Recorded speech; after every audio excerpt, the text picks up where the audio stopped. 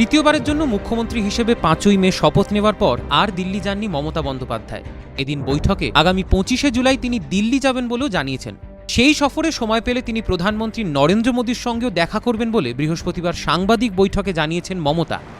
चुनाव का बाद नहीं गया, नहीं जा पाया, तो इसी के लिए क्यों हमारे इधर में कोविड था, तो हमको अभी कोविड सिचुएशन, अभी हमारा कोविड ऐसा नहीं है, सिचुएशन परिस्थिति एकदम ठीक ठाक है। इसी के लिए हम पार्लियामेंट चलने का टाइम एक दफे हम जाते हैं कि सबको साथ मुलाकात होता है, अच्छा लगता है, पुराना दोस्त भी है, नया दोस्त भी है, तो इसी के लिए हम एक दफ़े जाएंगे। कब जाएंगे हम अभी नहीं सोचा, लेकिन हम जाने से हम सारे थोड़ा थोड़ा लीडर लोगों को भी मीट करेंगे। हम चाहते हैं अगर वक्त मिले तो प्रधानमंत्री का साथ, प्रेसिडेंट का साथ भी हम मुलाकात करेंगे कि हमारा चुनाव का बाद ही जाना है। इसी के लिए ইয়াস সহ একাধিক ঘূর্ণিঝড়ে বিপর্যস্ত উপকূলীয় অঞ্চল, ইয়াস বিধ্বস্ত দীঘার সমস্ত দোকানদার ও হকারদের জন্য আজ বিশেষ ট্রলি ও দোকানের চাবি দেওয়ার কর্মসূচিতে ভার্চুয়ালি উপস্থিত ছিলেন মুখ্যমন্ত্রী। এখনও প্রয়োজন মতো টিকা পাচ্ছে না বাংলা। রাজ্যকে টিকা না দেওয়ার প্রসঙ্গে তিনি কেন্দ্রের প্রতি তোপ দেগে বলেন, বাংলার চেয়ে অনেক বেশি টিকা অন্যান্য রাজ্য পেয়েছে।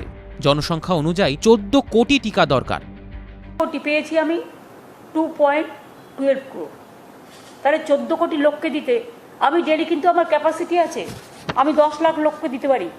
কারণ মনে রাখবেন সেকেন্ড ডোজে আমরাই কিন্তু বেস্ট ইন কান্ট্রি, এবং আমরাই কিন্তু টিকাতে সবচেয়ে ভালো পারফরমেন্স আমাদের। অনেক রাজ্যকে বেশি টাকা বেশি দেওয়া হচ্ছে, কোনো রাজ্যকে দেওয়াই হচ্ছে না। আমি প্রধানমন্ত্রীর বক্তৃতা শুনছিলাম আজকে, একটা ইউপিতে গিয়ে বলেছেন সবচেয়ে বেশি ইউপিতে দেওয়া হয়েছে। উনি ইউপিতে বেশি দিন আমার কোনো আপত্তি নেই, সব মানুষই একই মানুষ, কিন্তু বিজেপি রাজ্য আছে বলে তাকে আপনি বেশি দেবেন। আর বাংলাকে আপনি সবসময় টাকা দেবেন না, পয়সা দেবেন না, বন্যার ত্রাণে টাকা দেবেন না, খরার ত্রাণে টাকা দেবেন না, ডিভলিউশনের টাকা দেবেন না, পাওনা টাকা দেবেন না, জিএসটির টাকা ঠিক মতো দেবেন না, ভ্যাকসিন ঠিক মতো দেবেন না, এটা তো অন্যায়। কলকাতা হাইকোর্টে ভোট পরবর্তী হিংসা নিয়ে মানবাধিকার কমিশনের চূড়ান্ত রিপোর্ট নিয়ে ক্ষোভ প্রকাশ করেছেন মুখ্যমন্ত্রী। মানবাধিকার কমিশন দ্বিচারিতা করছেন বলে অভিযোগ জানান মুখ্যমন্ত্রী। এগুলোকে এক্সিবিট করার জায়গাও আছে, দরকার হলে এটাকে আরেকটা টায়ার করে দিতে পারো। হ্যাঁ, first tyre, second tyre, third tyre, এখানে দুটো টায়ার আছে, নিচে জিনিসপত্র রাখার ব্যবস্থা আছে, সেটা একটু দেখে নাও, কথা বলে নাও যারা করেছে, ঠিক আছে, সিস্টেম মেনটেন করে। হ্যাঁ, থ্যাংক ইউ। তাহলে দীঘার প্রোগ্রাম, থ্যাংক ইউ পূর্ণেন্দু, তোমাদের সবাইকে, সমস্ত দোকানদার থেকে শুরু করে, দীঘার সমস্ত মানুষ থেকে শুরু করে, সমস্ত অফিসার থেকে শুরু করে অল। হ্যাঁ, দেখতে পাচ্ছি। হ্যাঁ হ্যাঁ হ্যাঁ, সাধারণ মানুষকে অনেক অনেক ধন্যবাদ। হ্যাঁ, আমরা দুয়ারে ত্রাণেরটাও করে দিয়েছি সব অ্যাকাউন্টে, বাদবাকি যেটুকু আছে সেটুকু তারা পেয়ে যাবে। দীঘার সাংবাদিকরাও আছে, আমি দেখতে পাচ্ছি, ইলেকট্রনিক্স মিডিয়া, প্রিন্ট মিডিয়া সকলে আছে। এদিন বৈঠকে শেষ পর্বে মুখ্যমন্ত্রী জানান, আজকেও প্রধানমন্ত্রীকে ভ্যাকসিন নিয়ে ফের চিঠি দিয়েছি, হয়তো কোনো উত্তরই পাবো না, তাও চিঠি দিয়েছি। করোনা পরিস্থিতি নিয়ন্ত্রণে দিল্লি গিয়ে নেতাদের সঙ্গে দেখা করব, সময় পেলে রাষ্ট্রপতি, প্রধানমন্ত্রীর সঙ্গেও দেখা করতে পারি। রাজ্যের আরও 11.5 কোটি ডোজ প্রয়োজন সমস্ত প্রাপ্তবয়স্ক এবং বয়স্কদের ভ্যাকসিনেশন দেওয়ার ক্ষেত্রে। কেন্দ্র যেন অবিলম্বে এই ভ্যাকসিনের যোগান দেয়, এই দাবি জানিয়ে ফের একবার মুখ্যমন্ত্রী মমতা বন্দ্যোপাধ্যায় চিঠি দিলেন প্রধানমন্ত্রী নরেন্দ্র মোদীকে। এদিন চিঠিতে ভ্যাকসিনের ডোজ বাড়ানোর পাশাপাশি মুখ্যমন্ত্রী লেখেন, রাজ্যে 16ই জানুয়ারি থেকে ভ্যাকসিনেশন শুরু হয়েছে। এখনও পর্যন্ত 2.5 কোটি ভ্যাকসিন পাঠিয়েছে কেন্দ্র, কিন্তু যেখানে কেন্দ্রের 2.12 কোটি ভ্যাকসিন পাঠানোর কথা ছিল, এর মধ্যে 18 লাখ ভ্যাকসিন রাজ্য সরকার নিজেই আমদানি করেছে বলেও উল্লেখ করেন মুখ্যমন্ত্রী। এদিন নবান্ন থেকে মুখ্যমন্ত্রী জানান, প্রধানমন্ত্রীকে চিঠি দিয়েছি, উনি জবাব দেবেন না জানি, কিন্তু তাও আমার চিঠি লেখার কর্তব্য, আমি লিখে যাব। আমরা সেন্ট্রাল গভর্নমেন্টের কাছে, আমি আজকেও একটা চিঠি লিখেছি যে আমাদের স্টেটকে ভ্যাকসিন দেওয়া হোক। ভ্যাকসিন ইরেগুলার হচ্ছে এবং ঠিক মতো আসছে না, ফলে আমি কোনোদিন দিতে পারছি, কোনোদিন দিতে পারছি না। ডেলি আমি যদি 3 লক্ষ করেও এখন দিই, সেটাও তো 7 দিন প্রায় বন্ধ ছিল, তার কারণ আসেইনি। ভ্যাকসিনটা তো পৌঁছতে হবে, 14 কোটি ভ্যাকসিন দেওয়ার ক্ষমতা আমরা রাখি, কিন্তু আমাদের পাঠাতে তো হবে। তিনি আরও লিখেছেন, এখন রাজ্যে প্রতিদিন 10 লাখ টিকা দেওয়ার মতো ব্যবস্থা রয়েছে, কিন্তু কেন্দ্রের কাছ থেকে অপর্যাপ্ত টিকা পাওয়ায় 3 লাখের বেশি চাপ দেওয়া সম্ভব হচ্ছে না। এদিকে করোনার তৃতীয় ঢেউ আসন্ন আশঙ্কা প্রকাশ করে মুখ্যমন্ত্রী জানিয়েছেন, যদি সময়ের আগে পর্যাপ্ত টিকাকরণ করা না যায় সেক্ষেত্রে পরিণাম ভয়াবহ হতে পারে। সেই কারণে প্রয়োজনীয় সকলকে টিকা দিতে আরও 11.5 কোটি ডোজ দরকার তা জানিয়ে প্রধানমন্ত্রীকে চিঠি দিয়েছেন মুখ্যমন্ত্রী মমতা বন্দ্যোপাধ্যায়। এদিকে মুখ্যমন্ত্রী দিল্লি যাওয়ার কথা রয়েছে, সেখানে গিয়ে এই ভ্যাকসিনের প্রস্তাব রাখবেন বলেও মনে করা হচ্ছে। সেক্ষেত্রে এবার কেন্দ্রের তরফে কি জবাব আসে সেটাই দেখার।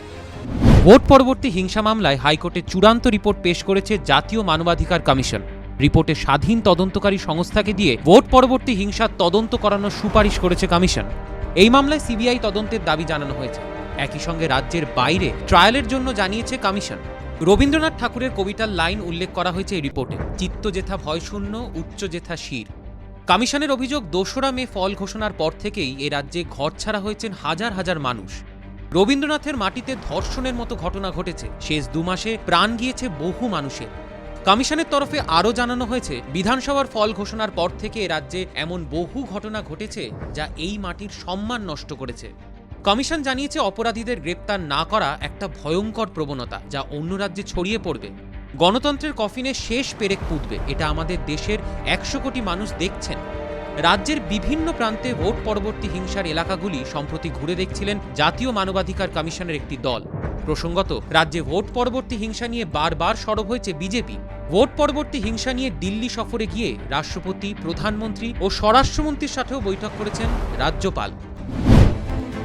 বেনারস হিন্দু বিশ্ববিদ্যালয়ের অনুষ্ঠানে এসে প্রায় 1500 কোটি টাকার প্রকল্পের শিলান্যাস করলেন প্রধানমন্ত্রী নরেন্দ্র মোদী। সেই অনুষ্ঠানে উত্তরপ্রদেশ ও বারাণসীর উন্নয়নের পাশাপাশি করোনার দ্বিতীয় ঢেউ মোকাবিলায় যোগী আদিত্যনাথ সরকারের ভূয়সী প্রশংসা করলেন প্রধানমন্ত্রী।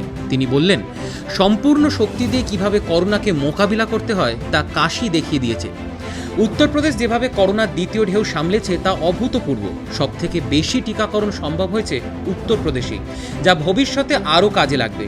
উত্তরপ্রদেশের উন্নয়নের পাশাপাশি মেডিকেল কলেজের সংখ্যা 4 গুণ বেড়েছে। রাজ্য জুড়ে তৈরি হয়েছে 500টি অক্সিজেন প্লান্ট। এমনকি কাশীতে পূর্বাঞ্চলের বৃহত্তম মেডিকেল হাব তৈরি হচ্ছে বলেও জানান প্রধানমন্ত্রী। উত্তরপ্রদেশের প্রশাসনিক দক্ষতা নিয়েও প্রশংসা করেন নরেন্দ্র মোদী। পাশাপাশি মাফিয়া রাজ এবং সন্ত্রাস দমন প্রসঙ্গে বেনারস হিন্দু বিশ্ববিদ্যালয়ের অনুষ্ঠানে হুঁশিয়ারিও শোনা যায় প্রধানমন্ত্রীর গলায়। টোকিও অলিম্পিক শুরুর আগে থেকেই বাড়ছে করোনা আতঙ্ক। এমনিতেই শুরু হওয়ার আগে থেকেই বিক্ষোভ সমালোচনা লেগেই রয়েছে গোটা জাপান জুড়ে। তারই মধ্যে অলিম্পিক শুরুর 8 দিন আগেই নতুন করে 5 জন অলিম্পিক কর্মীর করোনা রিপোর্ট পজিটিভ আসে। আতঙ্ক বেড়েছে শহরে। কিছুদিন আগে শহরের দক্ষিণ পশ্চিমে হামামাতসুর এক হোটেলের 7 কর্মী আতঙ্ক বাড়িয়েছিল। 24 ঘন্টা পেরোতে না পেরোতেই করোনার মাত্রা আরও বাড়তে শুরু করেছে টোকিওতে। 5 অলিম্পিক কর্মীর সাথে এক অ্যাথলিটেরও করোনা আক্রান্ত হওয়ার খবর পাওয়া যাচ্ছে। 7 দিন পরেই অলিম্পিকের উদ্বোধন।